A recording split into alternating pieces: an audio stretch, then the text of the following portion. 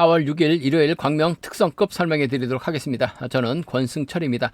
이번 회차는 부산 대상경주 여파로 인해서 강자들이 부산 경주에 총출전하다 보니까 전반적으로 지난 회차보다 더 약한 편성이 짜여지는 모습을 보여주고 있습니다. 물론 안정적인 경주도 있었습니다만 후차권에서도 좀 틀어지는 모습도 많이 보여줬었던 이번 회차 결승전 그나마 컨디션 좋은 선수들이 대거 출전한 모양새를 보여주고 있는 만큼 14, 15는 상당히 좀 어렵게 흘러갈 가능성이 상당히 높다는 점, 라인 맞대결로 편성이 짜여졌기 때문에 어렵게 흘러갈 가능성 충분히 생각해서 접근해 봐야 된다는 점 말씀드리고 싶습니다.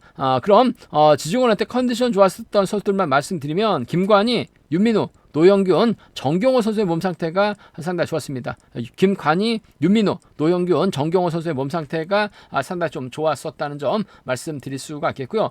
설명에 앞서 최근 들어서 조회수는 늘어나고 있습니다만 아직까지 조회만 하시고 시청하신 구독 안 하신 분들이 상당히 좀 많이 계신 것 같습니다.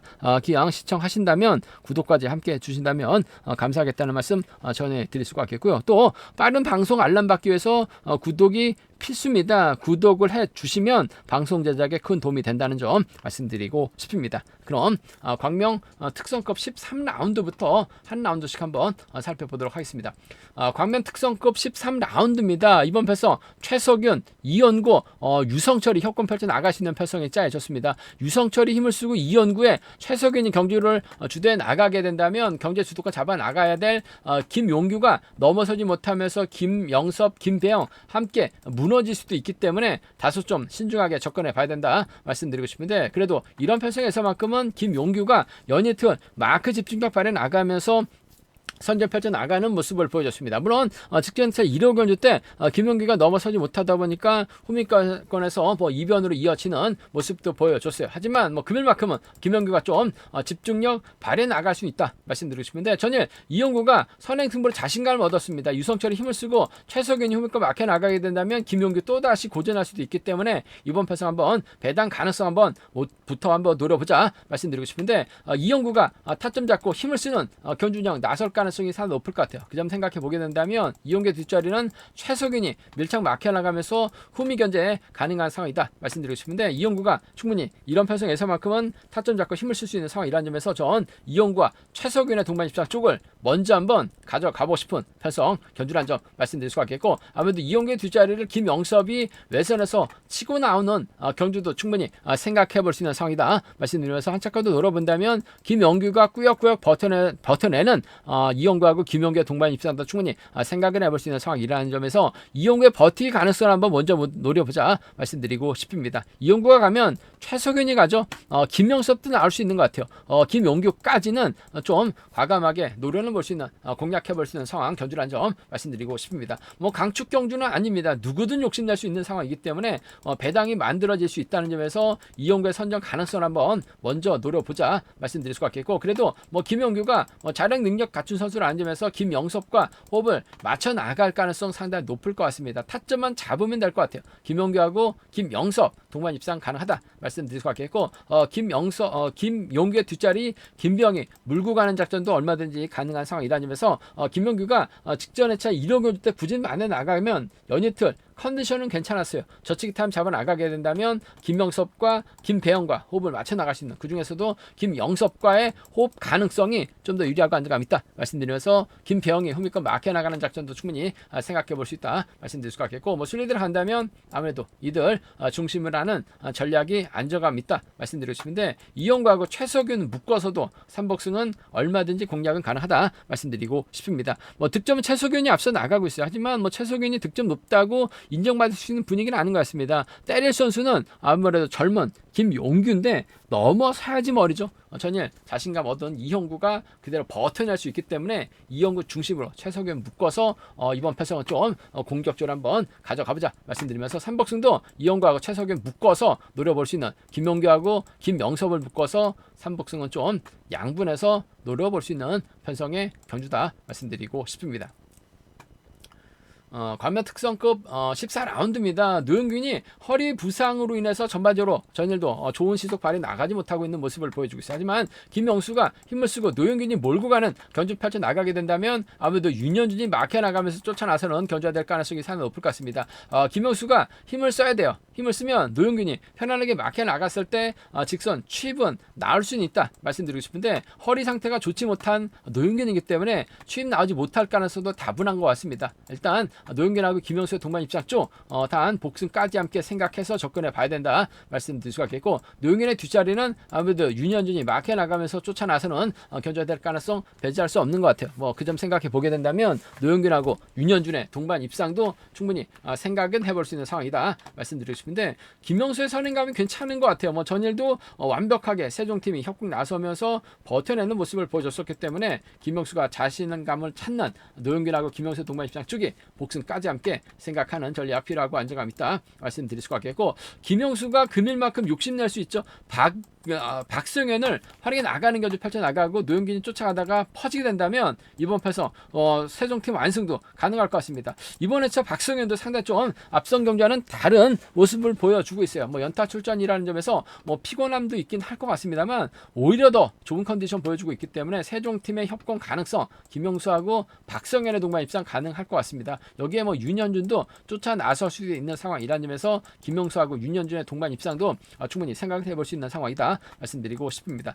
연일틀 죽 썼던 노영균이기 때문에 배당의 중심이 김명수로도 팔려 나갈 수 있긴 합니다만, 그래도 전법적으로 노영균이 득점에서 앞서 나가고 있는 상황이라는 점에서 인정받는 데 있어서 어려움이 없을 것 같습니다. 노영균하고 김영수인데 단 복승까지 함께 생각하는 노영균하고 윤현준의 동반 입상 차선으로 가져가 볼 수 있다 말씀드리면서 순리대로 간다면 이들 중심으로 하는 전략도 안정감 있다 말씀드리고 싶은데, 김명수하고 박성현을 묶어서도 3복승은 얼마든지 공략은 가능하다 말씀드리고 싶습니다. 허리 상태 때문에 노영균 불안한 모습을 보여주고 있어요. 이번 패성은 다소 좀 소극적으로 한번 접근해 봐야 된다, 가볍게 접근해 봐야 된다 말씀드리고 싶습니다.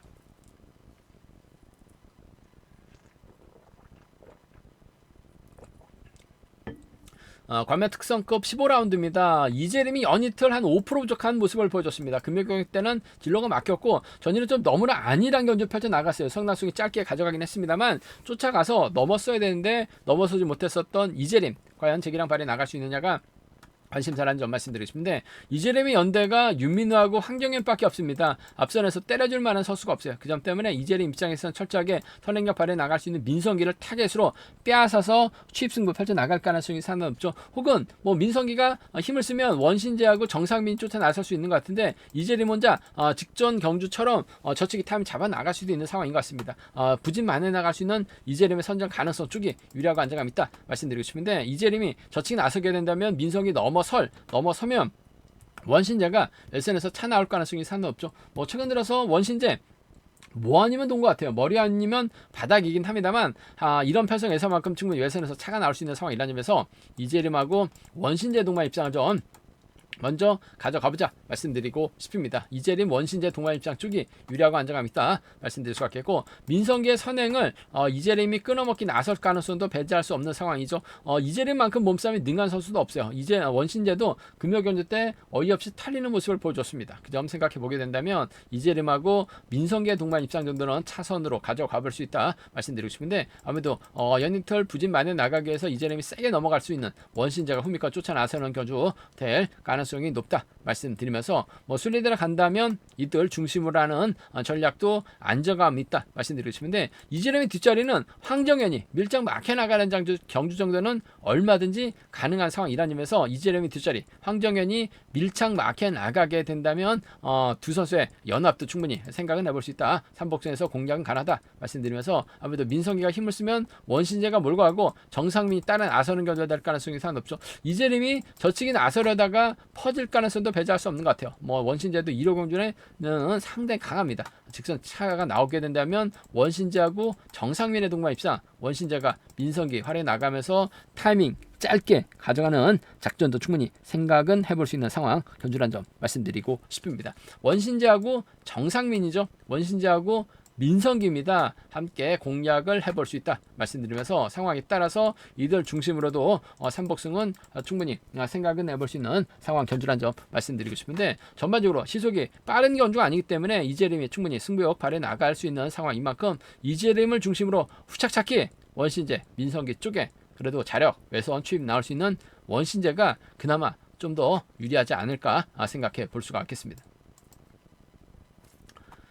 광명 특성급 결승 16라운드입니다. 성낙송이 과연 직전 회차 상당히 좀 쉬운 편성에서 빼앗지 못하면서 아쉬움을 남겼었던 성낙송입니다. 과연 홍희철과 호흡 맞춰 나가면서 5대2의 싸움에서 이겨낼 수 있느냐가 관심사라는 점 말씀드리고 싶은데, 결코 편성은 쉽습니다만 이번 회차 컨디션 좋은 선수들이 원체 많기 때문에 이번 편성 다소 좀 신중함이 요구가 된다 말씀드리고 싶습니다. 손재영도 아쉬움을 남겼습니다만 주드럭 발에 나갈 수 있죠. 김관이 전일 저치기로 머리까지 쳤습니다. 김홍일도 마찬가지예요. 김태범은 시속감이 상당히 좋은 상황이고, 김태범의 후미는 아무래도 김포팀 문희덕이 밀착 막혀 나가는 견주가 가능하다는 점에서 이번 편성 성낙승이 이들 상대로 빼앗기는 쉽지만 않을 것 같습니다. 일단 홍희철이 자리 잡게 된다면 성낙승이 자리 잡는 견제가 될 가능성이 상당히 높죠.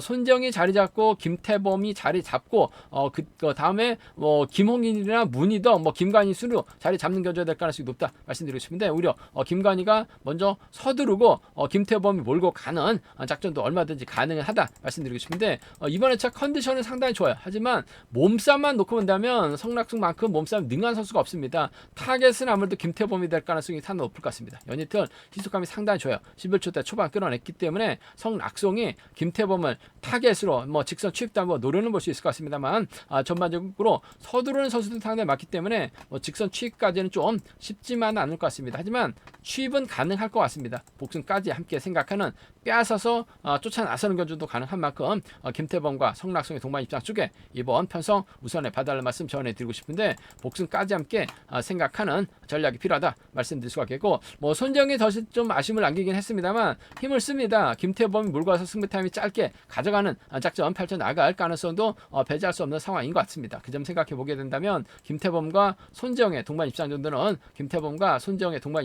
충분히 생각을 해볼 수 있는 상황 견주란 점 말씀드리고 싶은데, 아무래도 경제 중심은 김태범과 성낙송의 동반 입장, 복승 중심으로 김태범과 손정의 동반 입장을 차선으로 가져오는 가볼 수 있는 상황 견주란 점 말씀드릴 수가 있겠고, 반대로 아무래도 성낙승이 원체 노련한 모습을 보여주고 있기 때문에 성낙승이 치고 나갈 김관희를 활에 나가면서 추입 나서거나 김홍일을 상대로 빼앗아서 추입도 충분히 가능한 상황인 것 같습니다. 그 점 생각해 보게 된다면 성낙승하고 김관희죠. 성낙승하고 김홍길 정도는 좀 공격적으로 노려보자 말씀드리면서, 한 차컷도 노려본다면 홍희철이 쫓아 나서는 경주 정도는 성낙승 중심으로 좀 과감하게는 노련을 볼 수 있다 말씀드리고 싶은데, 분명 성낙승 중심으로 팔려 나갈 수 있는 것 같습니다. 하지만 연대가 만만치가 않네요. 김관희, 손재영, 김홍일, 김태범 모두 다 자력 승계에 능한 선수들이기 때문에 성낙승이 빼앗기는 쉽지만 않은 상황이라는 점에서 이래저래 김태범이 좀 더 유리한 입장에서 견주 펼쳐 나갈 가능성은 매우 높다 말씀드리고 싶습니다. 아무래도 삼복승에선 성낙승이 가면